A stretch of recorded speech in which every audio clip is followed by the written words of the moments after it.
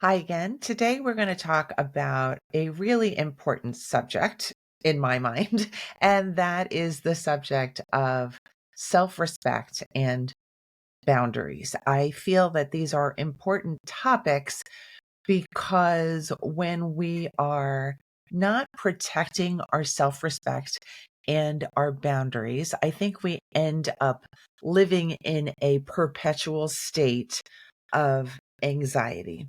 And that is because anxiety is not just what we worry about and things like fear and overwhelm. It's also just everything that we are sensing from the world. It's the signals that we're picking up about other people, about the future, about scenarios that we're involved in. And so if we don't have a well honed process for dealing with all that incoming information, all of those sensations that we are processing every single day, all the time, then we're going to feel overwhelmed. We're going to feel like we've got more anxiety than is comfortable. We're going to feel distracted and we're not going to feel our most powerful self. And if you've been listening to the show for any length of time, you know that I'm really pro feeling like you're powerful, really pro feeling like you've got your wits about you, and really pro feeling like you're functioning and operating and existing as your best self. So let's just think about all the different ways that anxiety can come through to us. Anxiety can come through other people's expectations, whether they're real or not, whether you're just thinking they're expecting things of you, or if they're actually expecting things of you. Can be judgments from other people, can be criticism, it can be obligations that you have. And we can even feel vulnerable to other people's moods. We've all been there. We've all been there when somebody's crabby or when somebody has a misunderstanding about what we've done. All of a sudden, you feel like you might be vulnerable. And my argument here is that you want to get really good at filtering what is worth putting in the anxiety bucket and making sure that most of the things that are coming in sensation wise or information wise are put outside of the anxiety bucket, that you don't have to process every little message or inkling into your heart as anxiety. And I think this is going to be really, really powerful for you and really, really healthy for you. And I'm going to show you a few practices for getting better at doing this. One key practice for preserving your self respect and keeping your boundaries really strong is knowing how to verbalize what you're sensing and what you need from other people or from your environment. I think when we keep ourselves too quiet, when we think, oh, my voice doesn't matter, when we think, oh, it's just life happening to me, then we don't take advantage of the opportunity to say, you know what, this is what I need. You know what, this is what I don't need. You know what, this is what I like and what I do like.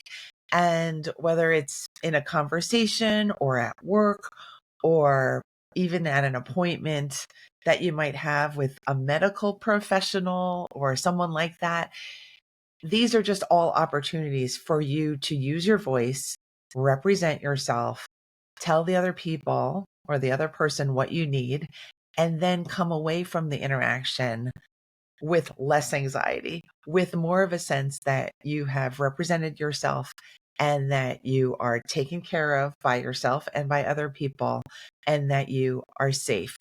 Again, when we don't know how to do that reliably or clearly, especially in situations that really matter, like medical visits, we can walk away feeling like we weren't we were not understood, that we were unseen, and in the end, what happens is that we end up feeling even more anxious. All right. And the reason why I'm mentioning medical appointments is that a while ago, I checked into the ER, the emergency room, because I was having chest pains. And they had been going on for a long enough time, long enough that I was just thinking intellectually, I need to get this really checked out to make sure there's not something more serious going on. I didn't really feel like there was, but I just felt like I need to be dutiful. I need to be careful, and let's get checked out. Fortunately, on that day, it was really quiet in the ER and I was seen right away. And the doctor that I got assigned to was kind and courteous and patient. And after the initial tests, he mentioned that I would be being sent to go get a chest x-ray. And I personally try to avoid x-rays when I can. Of a certain age, I've had a lot of x-rays, and I've just developed this personal policy to try to avoid unnecessary x-rays. So I mentioned this to the doctor. I mentioned that I might be curious about exactly why I was being sent for the x-ray. And he said, no need to worry. There are three things that we're going to rule out with this chest x-ray, and they're all pretty significant. So you should get the chest x-ray. So the next thing to happen was the x-ray tech came to visit, and he was also lovely and patient and kind. And I got into a conversation with him, and I expressed my curiosity as to what was involved in this whole x-ray assignment for me. And he then kindly encouraged me to have another conversation with the doctor, which I very happily did. The doctor came back in, and I asked him to go through the list of three things that he'd be ruling out with the chest x-ray. And one by one, the two of us went through the list, and I came to the decision that I was fine skipping this x-ray. And he, in the end, given my concerns, my own medical history, and the fact that he didn't think I was actually at grave risk for something serious that I was originally in for, visiting the ER for, we both agreed that it would be okay, totally fine actually, for me to forego the x-ray or skip the x-ray.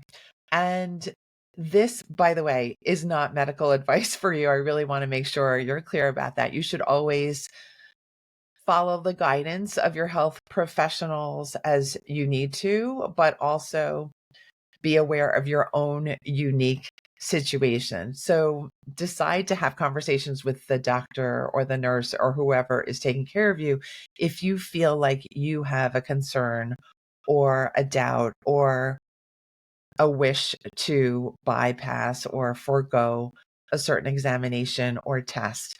I think it's something that we have the right to be able to express ourselves in these situations. Even though we're kind of trained to just follow directions, we really do have the right to have conversations with our medical professionals and anyone else who cares for us or that we hire to care for us.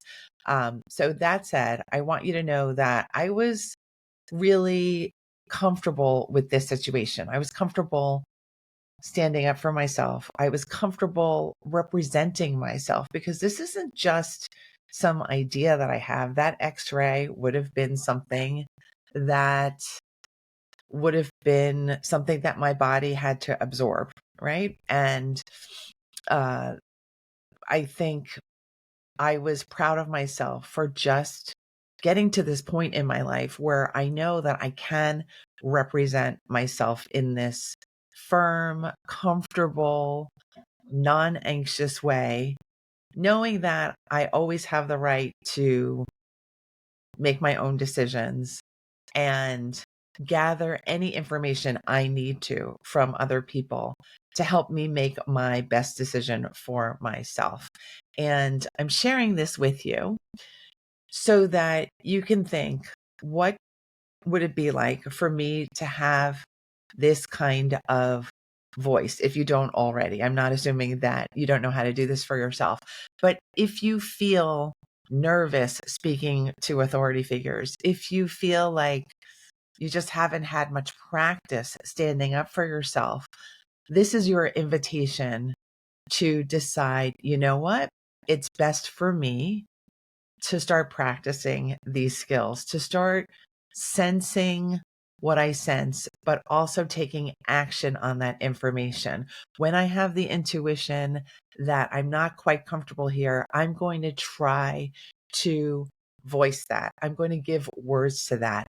Nothing dangerous is going to happen to me when I do. You really have to convince yourself that you're safe before taking the action to actually create safety for yourself.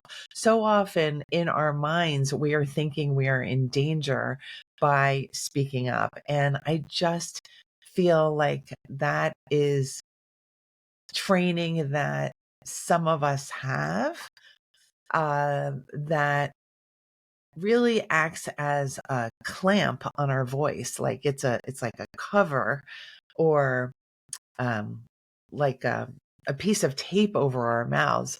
And what better skill do we have than our voice? It's such a powerful tool that we have to protect ourselves and to represent ourselves and to establish safety. It's not just for us, it's also a way of interacting with other people in the most authentic and powerful way.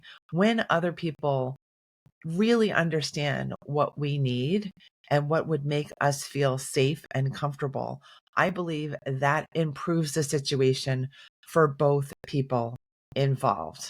I do not believe that when one person in the interaction holds back their voice, that everything's going to be hunky dory. Typically, things aren't hunky dory when one person walks away from the conversation feeling unheard, unseen, invisible, or vulnerable. So, this is, I guess, my love message to the world and to you, to encourage you to trust yourself, trust your intuition, trust those nudges that you'd like to ask just one more question of the person you're interacting with.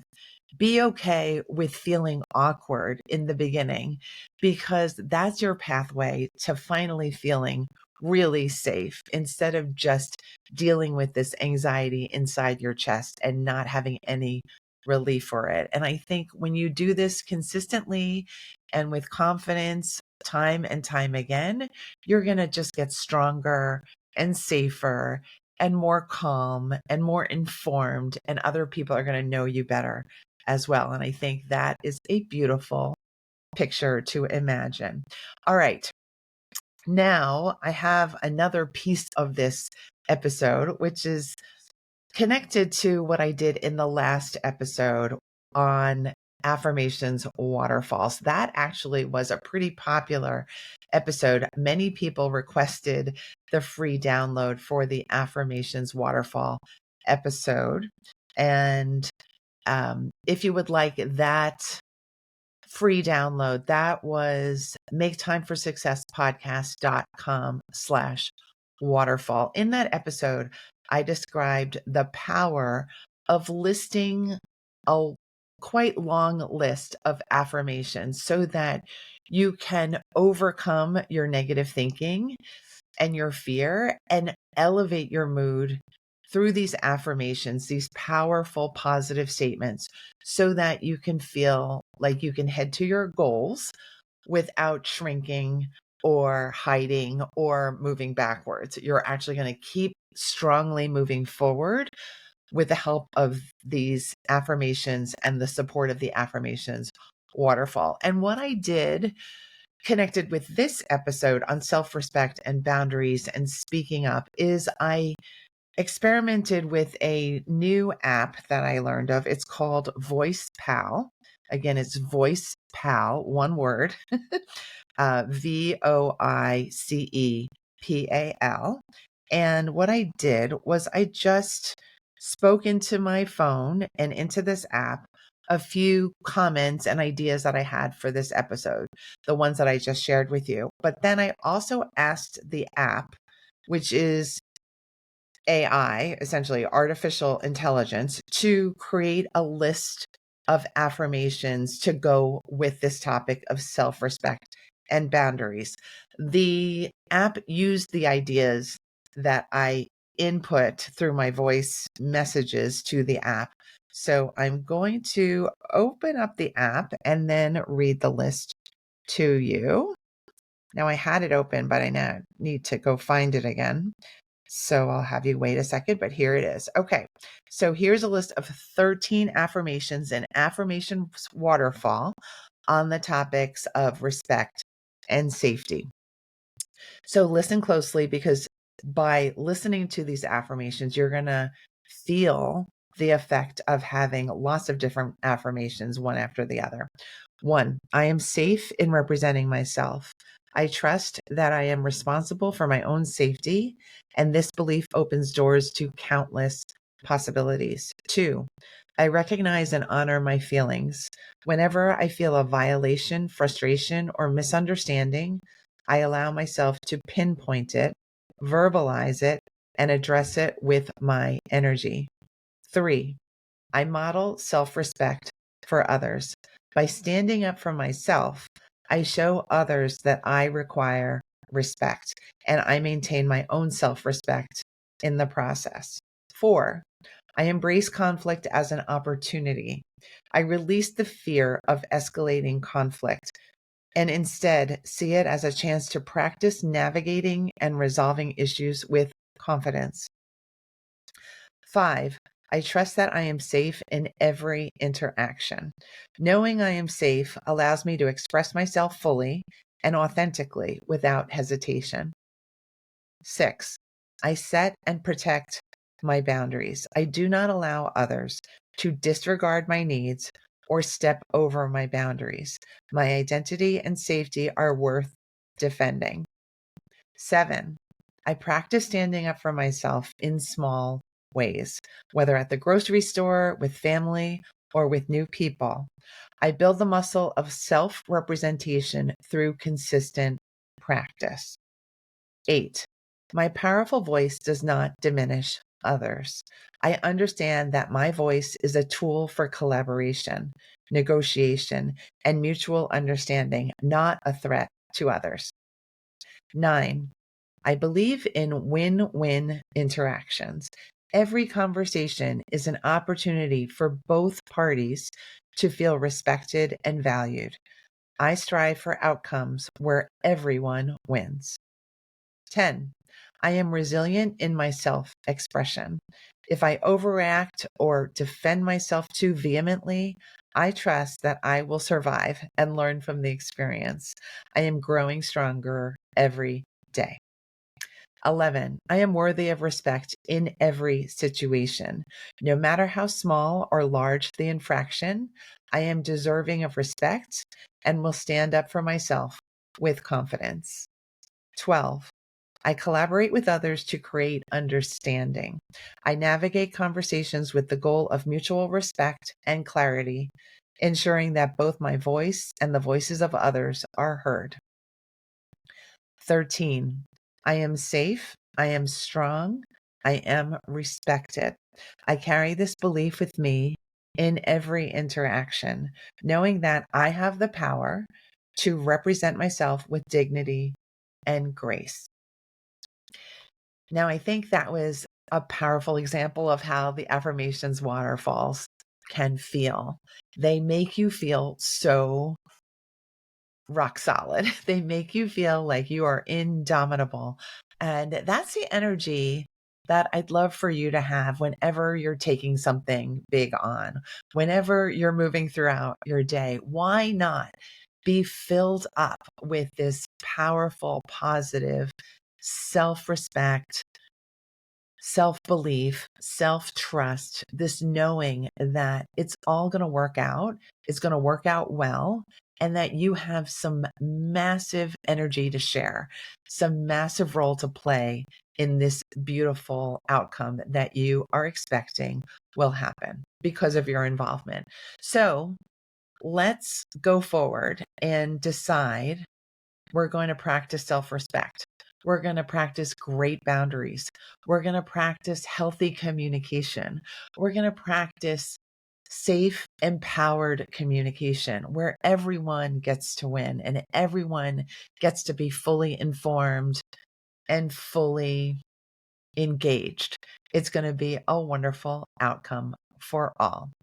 All right. So for this episode, I've developed another free download where you can get the 13 affirmations I just read and have a copy for yourself. And you can get that at maketimeforsuccesspodcast.com/respect. Again, maketimeforsuccesspodcast.com/respect. If you'd like to try out that fun new app called VoicePal, you could use my affiliate partner link to try that out for free.